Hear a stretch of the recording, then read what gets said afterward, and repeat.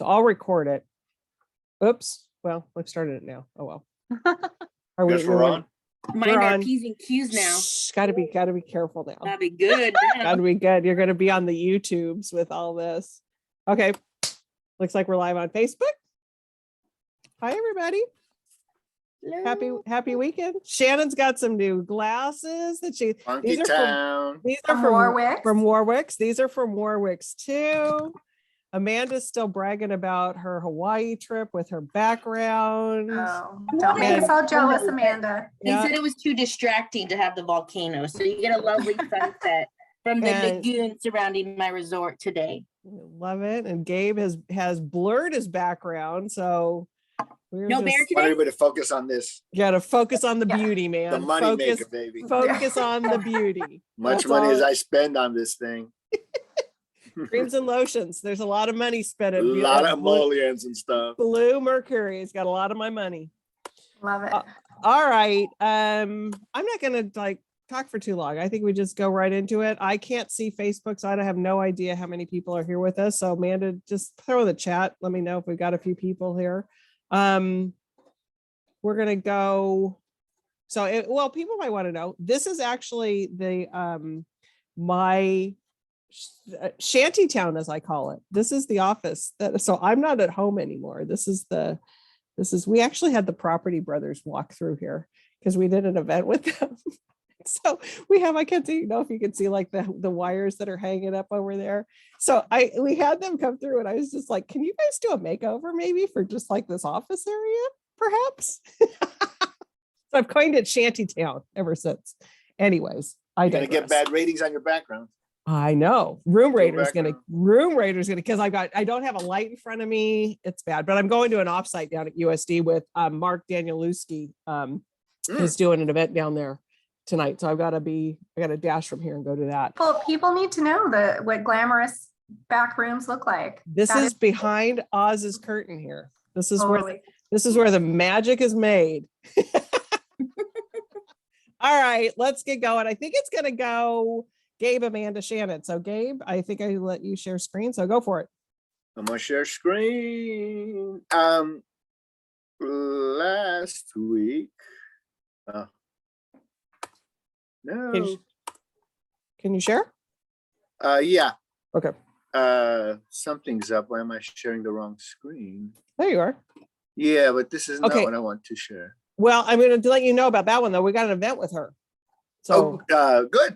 yeah, so that's Thursday. So anybody because I think you talked about that last week. I did. So anybody that's interested, if you looked at that book or anything, Thursday, there's an event that you can sign up free for Warwick. So So I'm going to begin by apologizing because, for somebody who like lives appointment to appointment on a calendar, I never know what day it is. I kind of just know where I got to be on certain days. And I presented April the 12th titles last week because I thought it was April the 12th last Tuesday. So these are the titles I presented last week. They will be available tomorrow. Really good selection. I want to read Woman Eating. I really want to read that one. Oh, That it's one so looks good. so good. It's so good. And she completely makes the vampire novel her own here with this. She really Yeah. does something special with All right. what she does. I think that trope. And very atmospheric and very just terrific books last week or this week.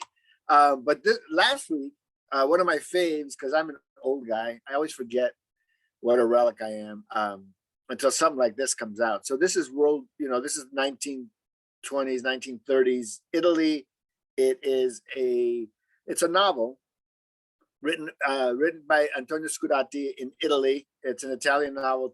It's in translation, and it was bought actually by our publisher, Jonathan Burnham. And Jonathan doesn't do a whole lot of editing except for just a handful of people or acquiring. So it's got to be something special for Jonathan to pick up. And we read a lot of the same things, but this is a big epic, 864-page novel of Benito Mussolini, beginning with him as an early player in the Italian Communist Party, and eventually branching off on his own, not satisfied with the way that the Communist Party was going, breaking off and starting his own thing with the fascism in Italy. And I just thought it was brilliant. I think people who read World War II history, the Max Hastings and people like that, and, I think definitely World War II on the women's fiction side is selling like crazy, but it's always sold on the just general history. World War II history stuff sells really well. Has continued to sell for the last 70 years, whatever it's been.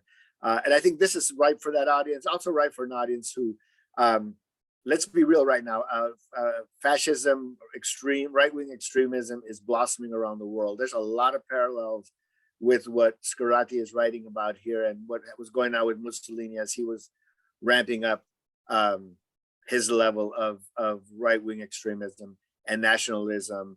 And we're seeing it here in the States, and Bannon has been out exporting it into Poland and Hungary. Hungary is nuts right now. Hungary just won a 99.9% of the vote in Hungary. I'm always a little suspicious. We talked about that. It's like Little suspicious. little suspicious, bro. But yeah, Hungary's gone nuts.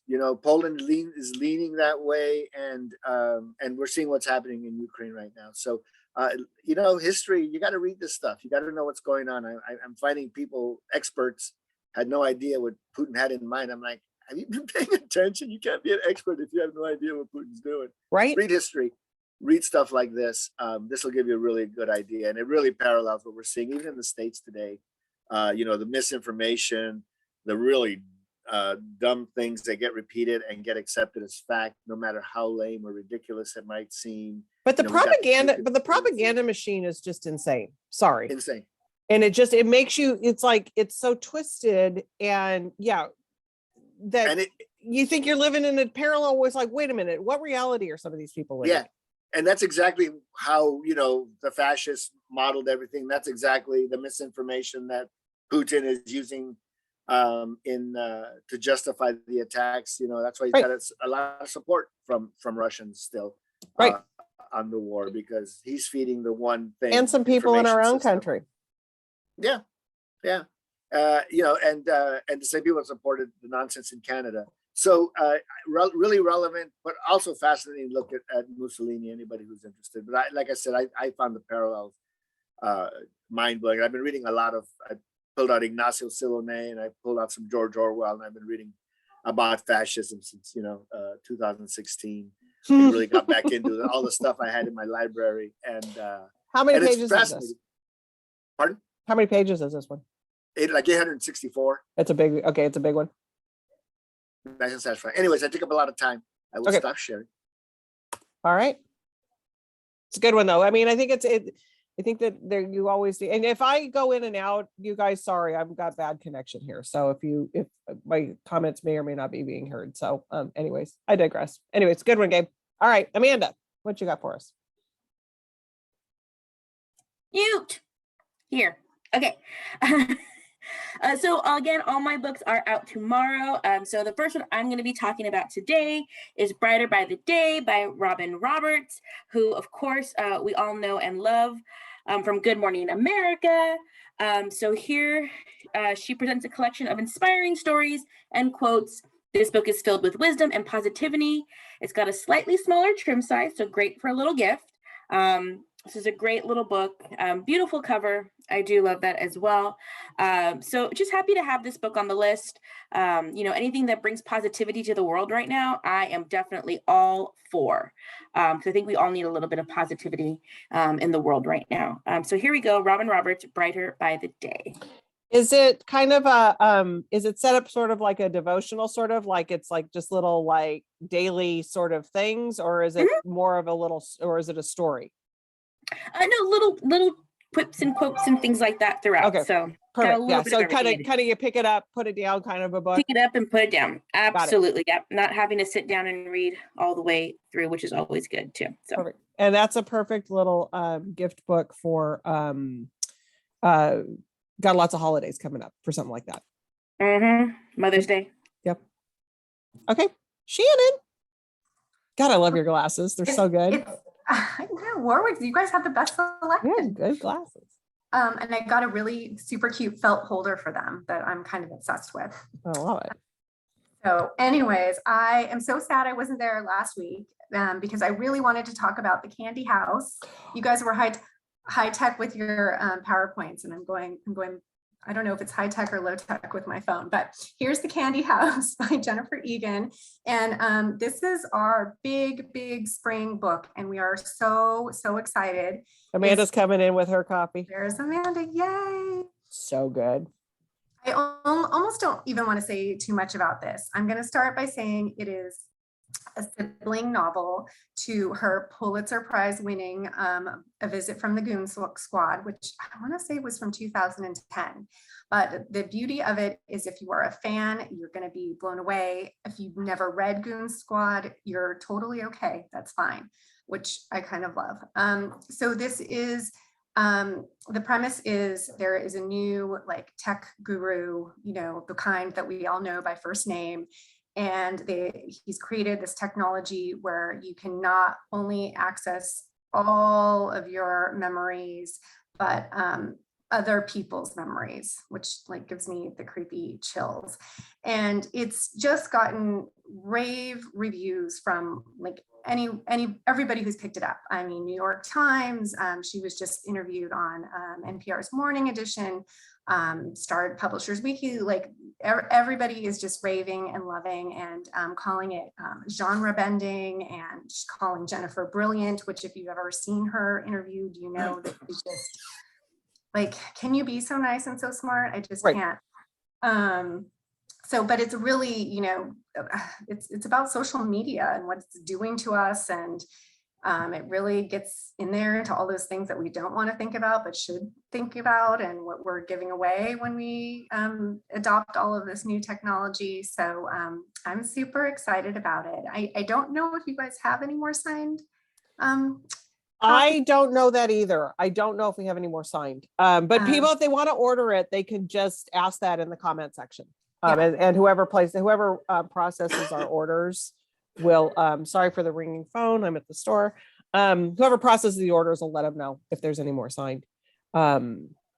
It's so good. And I did not read Visit from the Goon Squad before I read this. And you don't have to. You don't have to.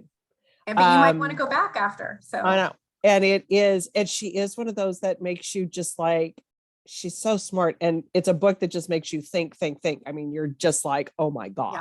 And if anybody, either before or after, maybe after you read it more, is go find one of the interviews that she does, because nobody explains the book better than she does.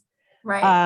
And what she was thinking about. But I think you almost have to read it before you hear her talk about it, because it all makes sense. Not that it doesn't when you're reading it, but why she did some of the things she did, it's just like, it's brilliant.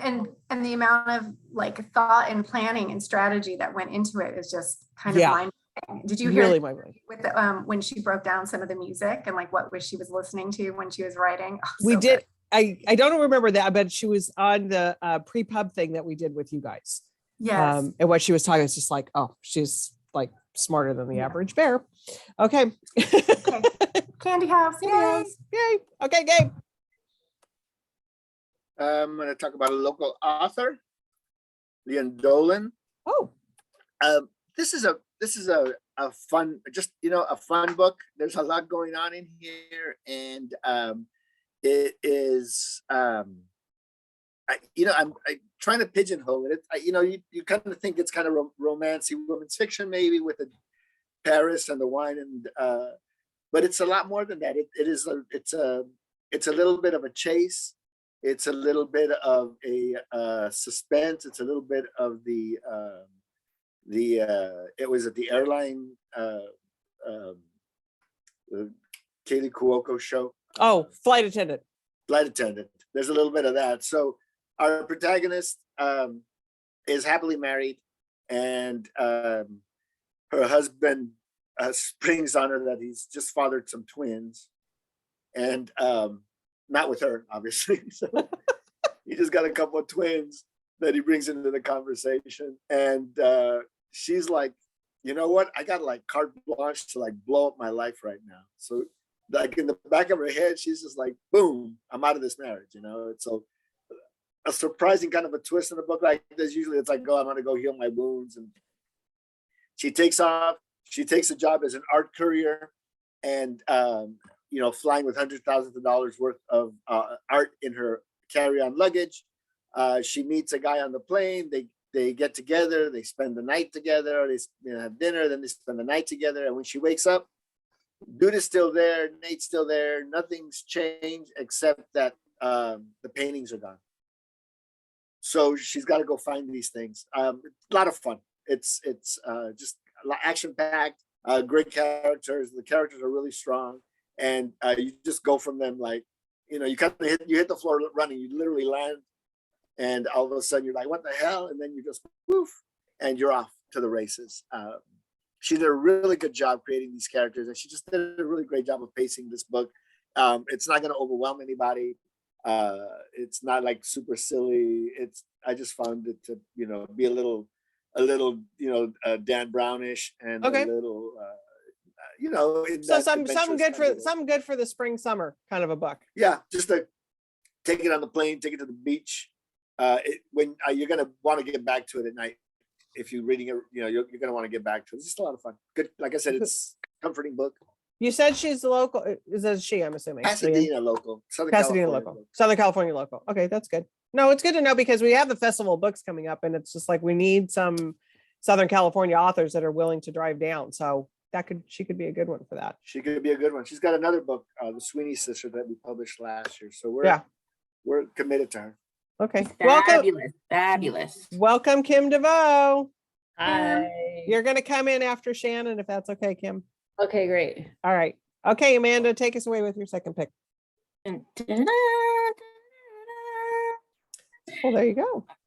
right, so for my second pick, I have Delia Ephron's Left on 10th. So if you're not familiar with Delia Ephron, she wrote You've Got Mail. So here we go. So this is actually an autobiography, so her personal memoir.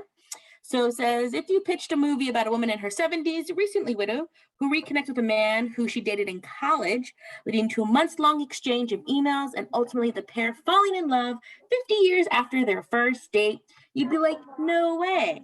But that is exactly what happened to Delia Ephron. Delia and Peter found true love in their 70s. But unfortunately, their time together may be cut short due to leukemia. So this is Delia talking about her second chance at love and a second chance at life after cancer.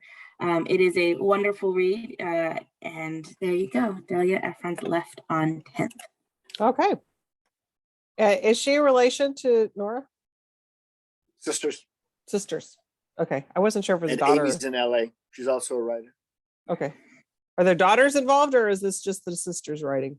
Those are the three sisters. That's all Okay. I know. Okay. I wasn't sure if it was a daughter or a Right. sister. Okay. They're a funny lot. Yeah. So, well, a little bit of talent in that group. Just a tidbit. Just a little. All right, Shannon, let's go with your next pick.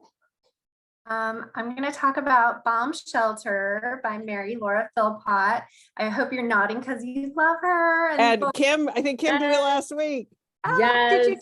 Yes. Yay. So loved it. So glad. It's essays, and maybe I don't have to talk too long because I'm sure Kim did it way more justice than I will. But it's her second collection of essays. The first one was called I Miss You When You Blink, which was well loved and received by indies and readers alike. And this one also is an indie next pick, but it's just essays about life and love and midlife. And she's just her writing is just so real and heartfelt and immediately accessible. I love reading essays right now because you can just take one at a time, but I feel like with Mary, you just I ate them up all at once. And they go from everything to, really serious issues, like her son having his first seizure, to like her having to go on book tour and, putting things in the overhead bin. So it's just, I don't know. I feel like you're drinking a glass of wine with like your best friend and you can lay everything out on the table and you feel like seen and heard and comfortable and loved. And to me, it's the best kind of writing. So that comes out tomorrow and we're super excited about it. And she's another one that if you get a chance to see her do an interview, she interviewed Todd So Dowdy. good. She's so good. She's so good. So yeah, I just Love want to her. hang out with her. I know. She and Yeah. she seems like the kind that you could just hang out. Well, she was a bookseller, wasn't she? I think she might have been a bookseller. I think I she could- was. I Yeah, get I'm the almost vibe. sure. Yeah, Yeah. yeah, almost sure she was. I'm pretty Uh-huh. sure she was because it's like I Yeah. think that's how like her and Todd got. Anyways, yeah. So no, she One seems. one of the things she did. Yeah. Anyways, good choice. All right, Kim, what do you got for us? Okay. My first book is a book that Steve already did last week. I hope it's okay. I'm doing it again. Yes. It's I don't have I have the ARC. It's Lessons in Chemistry by Bonnie Garmus. And this delightful novel begins in California in the 1960s, and it features a young research chemist, Elizabeth Zott. She's brilliant and ambitious, but this is America in the 1960s, and Elizabeth faces heinous sexism and harassment in the workplace. As her story unfolds, a lot happens. There's a love story, a dog, a tremendous loss, and a baby. And Elizabeth eventually ends up taking a job hosting a daily TV cooking show called Supper at Six. It's an instant hit, and while continuing to battle male bosses and the sexist norms and barriers of the time, she uses her platform to teach women about science, giving them a sense of their own value and intelligence. This quirky, relatable, and highly entertaining book is already a big hit. It just came out last week, and I just loved it. And I know Adrienne loved it too. And the author is actually in her 60s, and it's her first book. She's a copy editor. There's and- hope for me. Totally, Julie, get on it. Totally. So she's So anyway, sorry, I totally interrupted you. No, that was it. All That right. was it. I Yeah, no, just Adrienne loved loved it. Stacy loved it. Everybody here loves it. And Yeah. I thought I had a clue that it was going to be a Reese Witherspoon pick, but it's not. But it's actually a Good Morning America pick.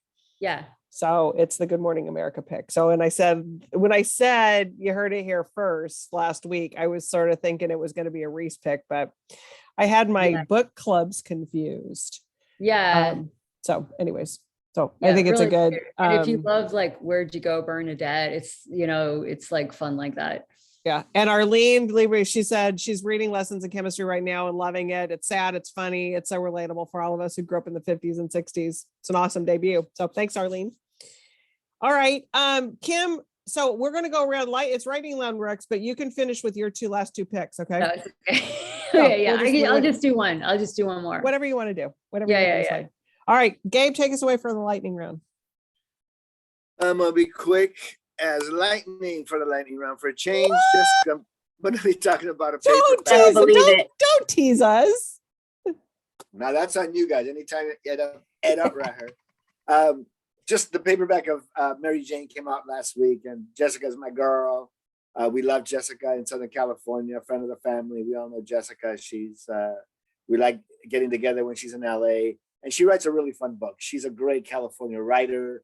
This book doesn't take place in California, but the first couple of three do. She grew up in Santa Barbara. She's about our age, Jules. Yep. And it's the reason I love her so much is that reading Summer of Naked Swim Parties, her first book, paperback original, it really was like my era growing up. And we were doing all those things she was doing. And I think she was a bad girl because she was a little younger doing those things. But and Mary Jane was just a really delight. She takes us back in time. Mary Jane is like 15, 16, takes a summer job working for this. And she's very conservative. I mean, her parents like pray to the president and stuff like that. Pray for the president and protect him. And it's very conservative. It takes place in the 60s as times are changing. And she goes to work for a therapist, obviously very hippy dippy environment compared to what she's grown up with. So very open. And she's sort of taken aback by how different, just from walking in the door to interview with the woman about being the kid's nanny for the summer. She sees how different their families are.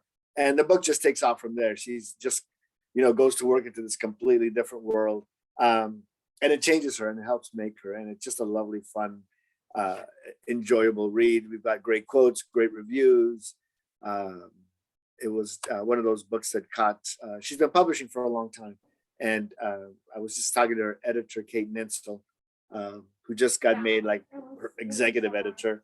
And I was like, I remember when you were just like brand new. And she was like, Summer of Naked Swim Parties was her first book. So it's just fun having an author with the company for like 20 some years here, almost 20 years, and watching her grow. So out in paperback, good gift. It's a great, you know what? I think it's really going to explode in paperback. It probably did okay in hardcover, but I think paperback. Did real well in hardcover, yeah. But I think, yeah.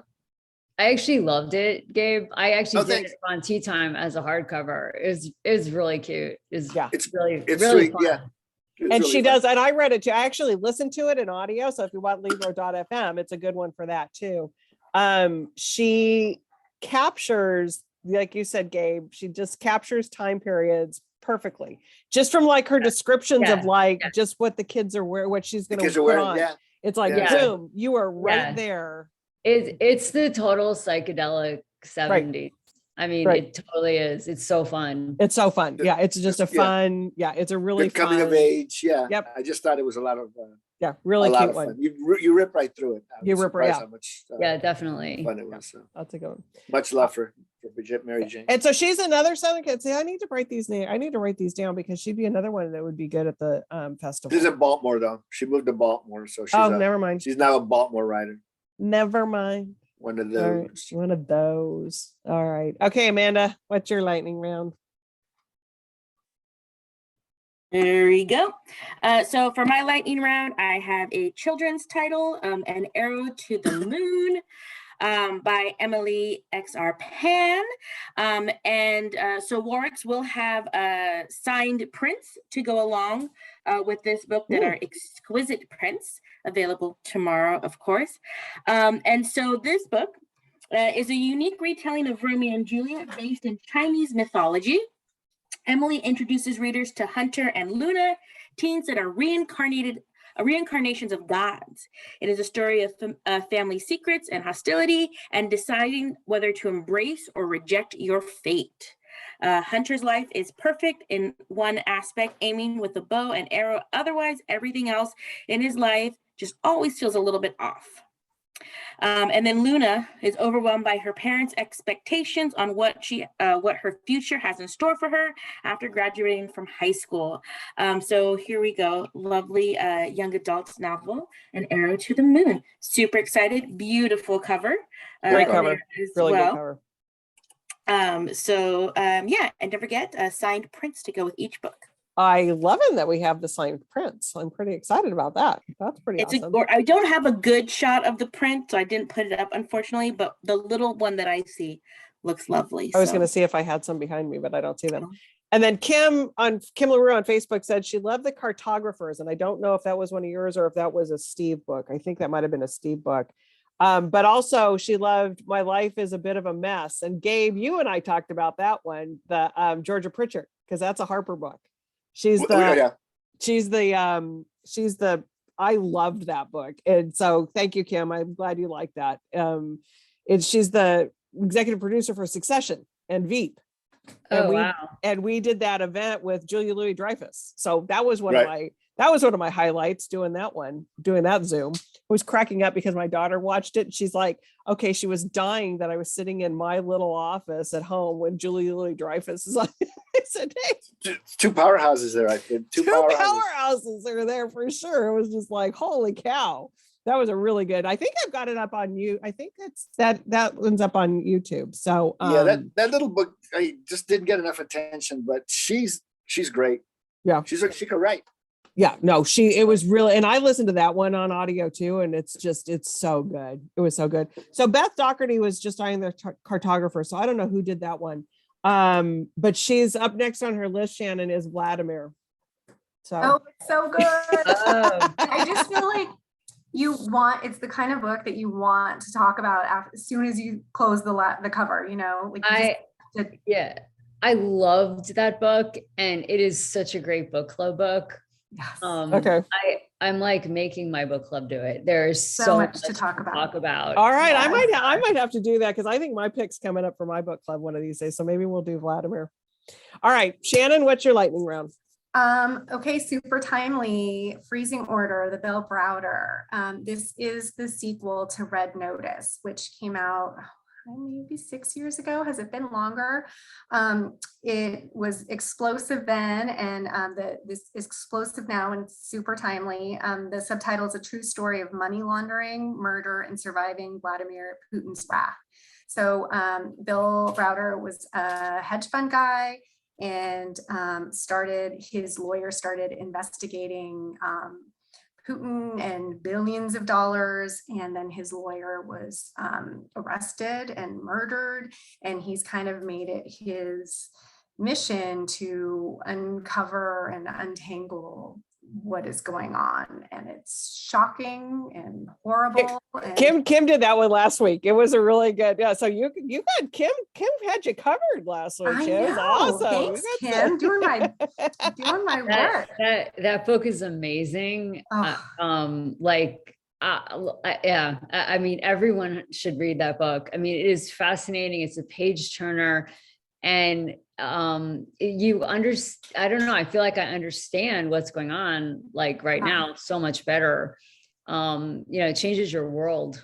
It's a really, really great book.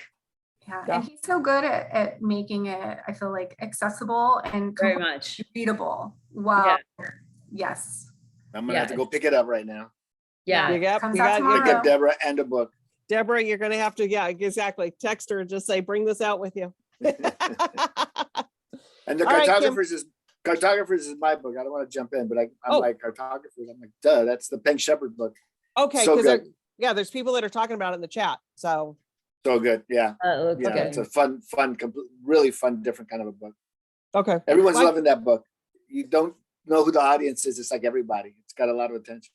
Okay. I got to go look at it now that there's all kinds of buzz about it, as if I don't have enough books to read. I know. God bless it. I mean, my stacks are growing. It's just like I just bought 2 7-foot bookcases for my house. It's just like, Love okay. it. It's like my floors are gonna fall in. They're already Second- full. They're already full. The second story is gonna end up. All right, Kim, you can do both of yours. Do your Okay. second and All then right, do let your lightning me pick. do this one. I made it a little bit long, I think. Okay. Okay, Oh. my next book is another book Steve did last week. I'm like on a roll here. It's Sea of Tranquility by Elizabeth St. John Mandel. It's related to 2 of her previous books, The Glass Hotel and Station 11. But I'm here to tell you that I haven't read these, and this still totally works as a standalone. Okay. Yeah, I loved it. As Steve explained, this speculative fiction novel is ingeniously constructed, with time travel linking different worlds in different time periods, past, present, and future.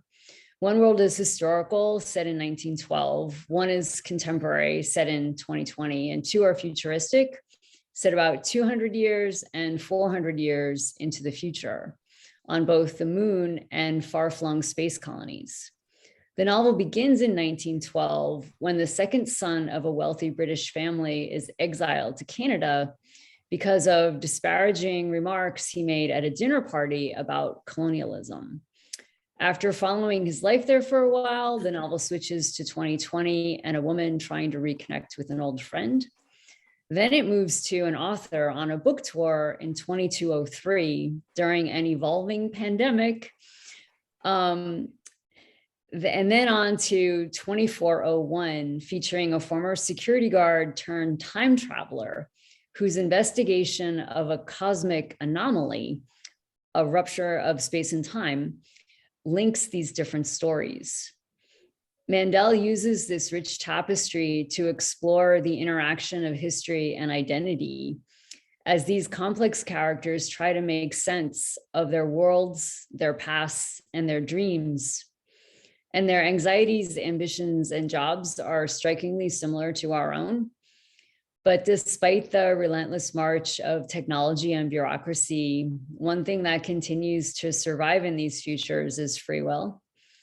this fabulous novel is definitely thought-provoking, and I have to agree, even if our world isn't real, but is just a computer simulation, so what? A life lived in a simulation is still a life. The Truman Show. Yeah. But Anyway, yeah, this is really neat. And it's not hard to follow. I mean, it's really hard to describe, but Right. it flows really beautifully. that was like Station 11. Station 11 was just so good, but it just like, and it was very hard to describe to people, but it was just, and Yeah, while yeah. it's post-apocalyptic-ish, it's just like, it's still about characters and it's very good. Yeah, it's very much not like, I'm not a big sci-fi person. Right. It's much more of like a human story. Okay. You have to tell us what your third one is, just because I want to know. Oh, it's just okay. Well, okay. I don't even have my notes out for this. Don't but, just show us what it is. You can talk about it next time. okay. Here's my teaser. Okay. I have a secret Instagram account just so I can follow this person because she's that fun and that good. And on days when I'm super tired and I do not feel like cooking, I go to my Instagram and I watch one of her cute little videos and I'm like totally fired up to cook dinner. It's Half Baked Harvest. Every day. It's her third cookbook. She looks 12. I think maybe she's 25. And it's by Tegan Gerard. And she's like, she's a phenom. She's a savant at layering flavors and textures and just creating these fun to make funky dishes that everyone loves, families, crowds, just for yourself. And she has a fantastic, just down to earth, sweet, relatable voice. You want to be her best friend. I love it. But I've already tried some of these and, I have some adult children living at home and they've just been like raves. The only thing I have to double them because we eat like twice as much as we're supposed to, according to the recipe. That's what I hate about some of those recipes. It's just like, this is enough for like half of a human. Well, they're that People good, eat and this. they're This is literally supposed to that feed 4. yeah, and they're that good you cannot stop eating them. I love it. Yeah. All she's right, super everybody. fun. That was another great week. We got some good releases. And Gabe, is it woman eating? I got to write it down. Is it Woman woman eating. Woman Woman, eating. comma, eating. Woman, eating. Okay, I got to do that one. And cartographers, I looked at too. So I got a couple books I got to look at. All right, great Rex. Same bat time, same bat channel next week. Everybody have a good week reading. Oh, I guess I should talk about some of our events. So we've got the caretakers. Here, let me share my screen. Hold on. Let me go here. Bear with me, everybody. I gotta go to an offsite, but I've got to share events or I would not be doing my due diligence as the person who does events. So here we go. Let me share this. Okay. So as you see, what am I sharing my mail? Email. I'm sharing my email, which I probably shouldn't be doing. Good God Almighty. Good God Almighty. Am I sharing my right screen now? Yes. Okay. Whew. Don Winslow. Was I April yelling at it? 26th. Was I yelling at anybody when I was doing that? So yes, there's our friend Don Winslow. That's gonna be huge. So if you're in the San Diego area, 5 bookstores are getting together doing that one. So us, Diesel, Book Catapult, Library Shop. If you're in San Diego, you know what you'll be doing on April 26th. You will be at Don Winslow's event.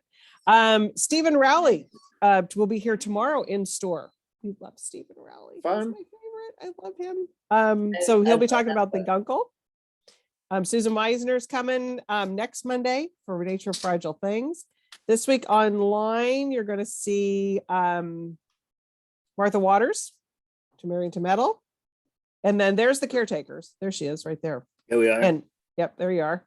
And then Kirsten Grind, I think that was yours, Shannon. I think Happy at Any Cost. She'll be here. She actually lives in Encinitas. She'll be here on Wednesday. And then Liza Knight, Mayor for a Bookshop.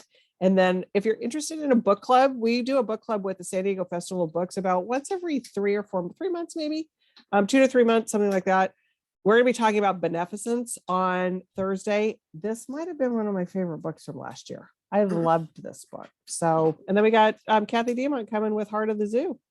So we got lots of fun stuff happening. So sign up, come see us. We love it when everybody comes to the store.